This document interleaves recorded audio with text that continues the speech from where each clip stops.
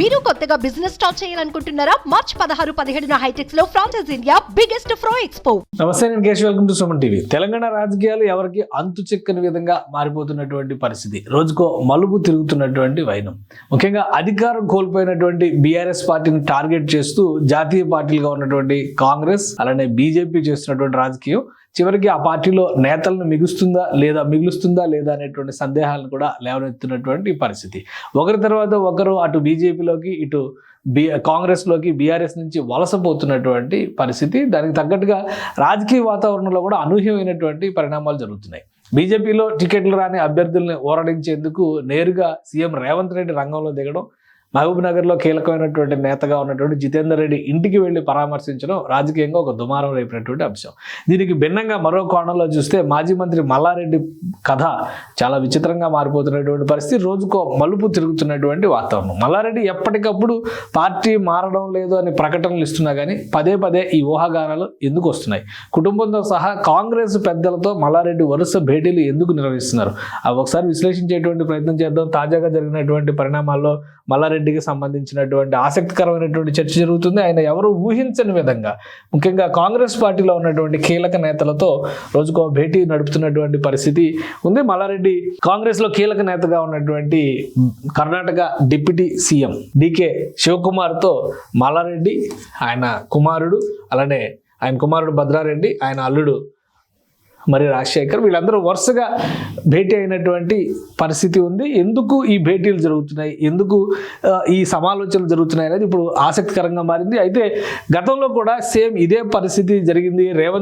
CM Revanth రెడ్డికి సంబంధించినటువంటి కీలకమైనటువంటి నేతలతో ఆయన భేటీ జరిపినటువంటి పరిస్థితి. వేం నరేందర్ రెడ్డితో, సీఎం సలహాదారుగా ఉన్నటువంటి వేం నరేందర్ రెడ్డితో 3 గంటలకు పైగా మల్లారెడ్డి ఆయన అల్లుడితో సహా వెళ్ళి భేటీ జరిపినటువంటి పరిస్థితి. అయితే పార్టీ మారడం లేదు, అలాంటి ఆలోచన ఏదీ లేదు అనేటువంటి ప్రకటన మళ్ళీ బయటకు వచ్చిన తర్వాత చేశారు.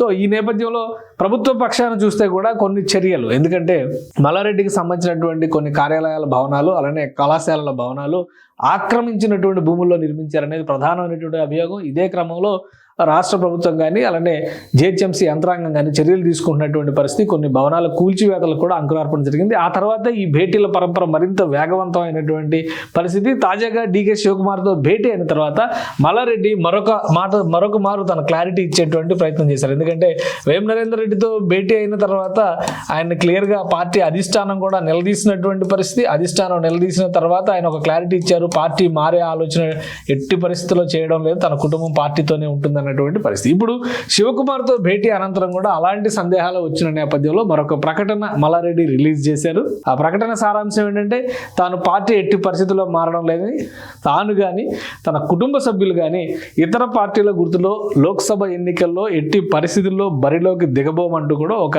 క్లారిటీ ఇచ్చారు మల్లారెడ్డి. ఈ క్లారిటీ ఎందుకు అంతగా ఇచ్చారు అనేటువంటి సందేహాలు రాజుకుంటున్నటువంటి తరుణంలోనే మరొకసారి మల్లారెడ్డి కాంగ్రెస్ పార్టీలో కీలకమైనటువంటి అగ్రనేత ప్రియాంక గాంధీ అపాయింట్మెంట్ అడిగినట్టుగా ఒక సమాచారం వెల్లడవుతుంది. అతి త్వరలో ఆయన ఢిల్లీ వెళ్ళి ప్రియాంక గాంధీతో భేటీ కాబోతున్నారనేది సమాచారం. ఈ వరుస భేటీలు ఎందుకు జరుగుతున్నాయి?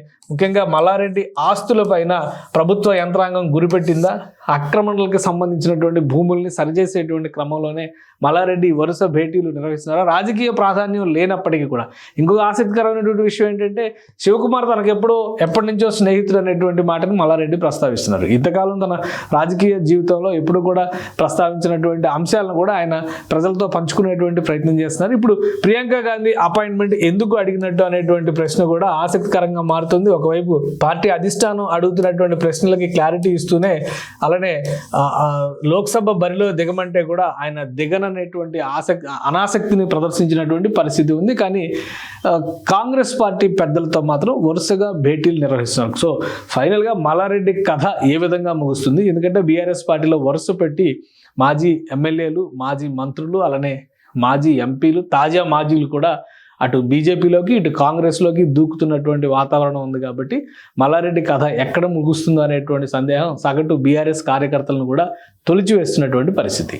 సుమన్ టీవీలో మీ పర్సనల్ అండ్ బిజినెస్ ప్రమోషన్స్ కోసం కింది నెంబర్కి కాంటాక్ట్ చేయండి.